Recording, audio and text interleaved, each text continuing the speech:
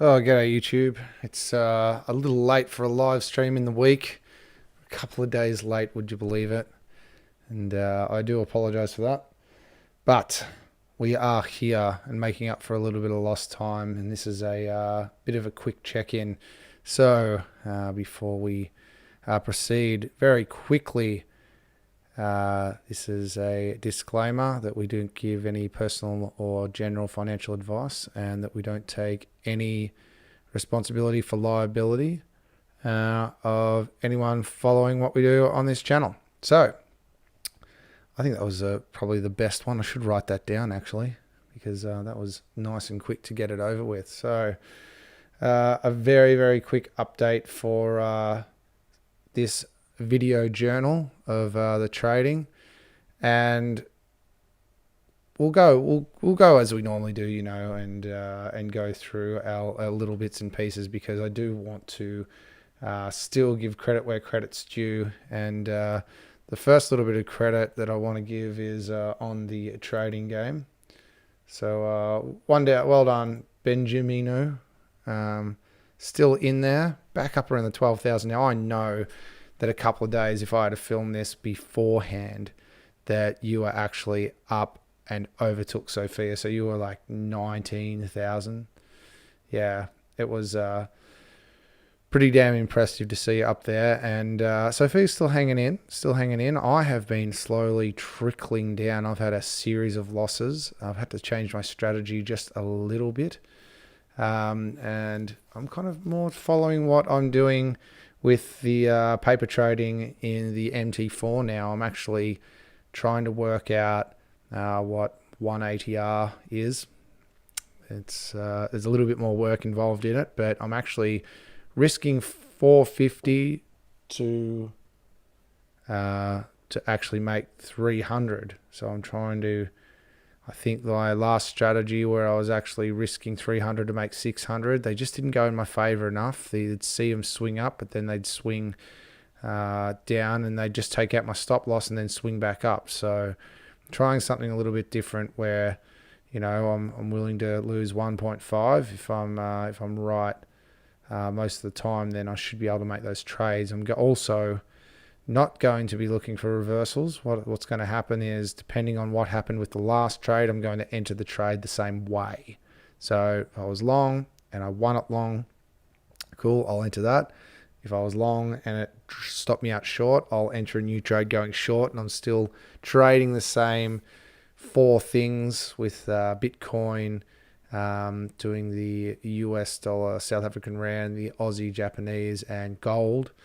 And I'm just going to keep that up for a little while and see how it goes for me anyway. It's a bit of an interesting one. If there's a big long run, then hopefully that kind of continues to work in my favor, so I can still enter in the same way until it kind of goes against me. So not trying to time the reversals, but trying to ride those bigger trends. And I think that this is more of a basic strategy just to kind of keep that going. So we'll see what happens anyway. So yeah, that's where the trading game's at. Anyone that wants to join, please do jump on the links below and register. Would love for anybody else to join in. So good fun. Alrighty, so we'll close that off. The other thing that I really wanted to talk about at the moment is our volume for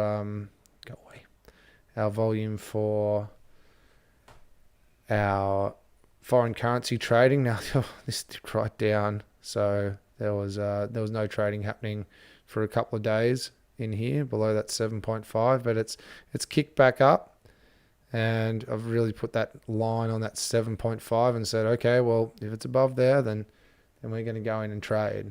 So have been doing that and sticking to it, which is good. I also went through my notes and actually had a look at the actual shot, like the news events to avoid. So I was happy I did this. So I've put this in like a little document that I can just open up when I'm going and trading. And it's also got the rules for the no nonsense Forex. So very good. And Can see if I go over to my MT4, we are in a couple of live trades at the moment.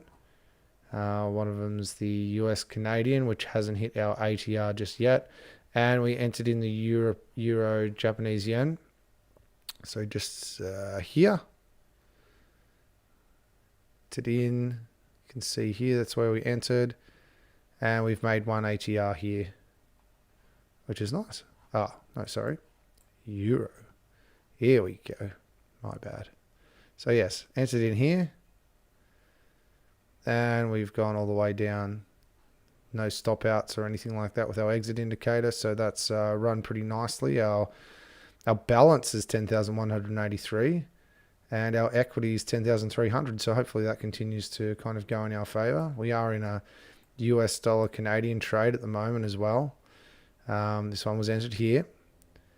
Now this one was an interesting one because here it says on the 21st, but when we go to here, we have the US dollar news of Fed Chair Powell speaking, and that is one. Just to avoid, it says. Avoid those ones. Now, it just says Powell Fed Chair, but then we've got these other ones here of him testifying, but he's testifying what, once, twice, 3 times. And I've just kind of gone, okay, speaks, yeah, but this testifying, I'm not too sure what the hell's going on there.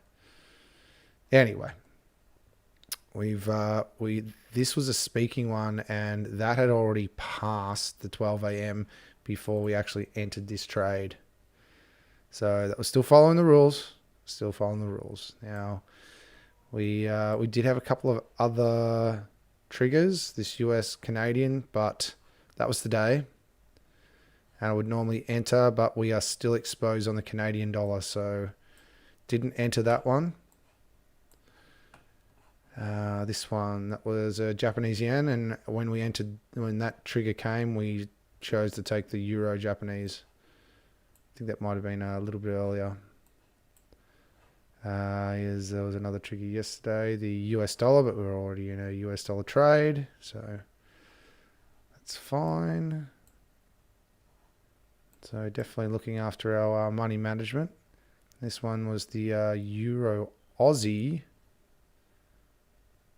That was a long trade. Hang on. Why didn't I take that one? I know that we don't have any of that news coming up either. Oh, no, sorry. This is today's candle here. So this was the one... This is the one that was closing. So this one could be a trade tomorrow. Our Euro Aussie. So we might be in another trade tomorrow, seeing as we've got no exposure on the Euro Japanese. We've actually moved our stop, which is great. We'll see what happens. Have we got any more that has happened in the meantime? This one, Euro US dollar, but we already had the Euro. So making sure that we've got that good money management. It's been working fairly well at the moment. We are in the black. So going through. Oof, thought that was gonna look like it was gonna trigger for a second, but nope. Not yet anyway. This one, that was a Japanese one, and we were in the Euro Japanese.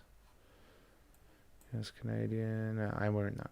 Okay, so that's all our pairs. So you can see either we've either been in a trade with one of those pairs, so we didn't want to maximize our exposure, and I kind of like the ones that we're in at the moment anyway. So we'll keep running and keep an update. Now, one thing that did happen, and I caught it happening, was when I actually moved the stop on the Euro Japanese yen, I had auto trading clicked, and it was enabled because I have to have auto trading clicked for the actual trading platform where I enter the trades. It's CMC Markets one. I can show you down here. Where is it? Here, the trade terminal. Now I have to have that enabled to be able to make trades through the trade terminal, which I like doing. It's really easy to figure out the pips and everything like that to enter these trades. But when I modified the stop, I normally just go in and modify like this. And it's really easy because I know my entry price and I move my stop loss to my entry price once I make that 1 ATR. Nice and cool. But if I have auto trading enabled, I caught it doing it, and I was lucky that I was doing it because something happened. And when I had auto trading enabled, it actually, like my actual stop loss became more than this amount here. So when you've got auto trading enabled, this must follow price. And I was pretty lucky I didn't get stopped out. And I found it. So I'm like, okay, I'll put that back where it's meant to, and I'll disable auto trading. So that was good. That was good. I was got to make sure that once I've done the trades, I unclick that auto trading. So that's another thing I've really got to be aware of if I'm actually using that CMC terminals. Okay, so the other thing, and I have been talking about it for ages, was that I've actually installed my VirtualBox, which is cool, but I have a problem with it. And I don't want to actually sound like I'm making heaps of excuses, but on this machine I'm using, I have 43 gig available. And I bought this laptop quite a while ago, and it's only got 254 gig, as you can see. And I've had it for maybe 3 or 4 years now. 3 years, I think.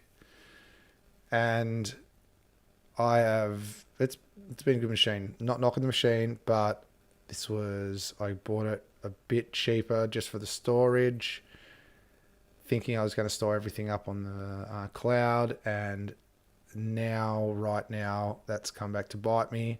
So I need to upgrade my machine to be able to run my virtual machine.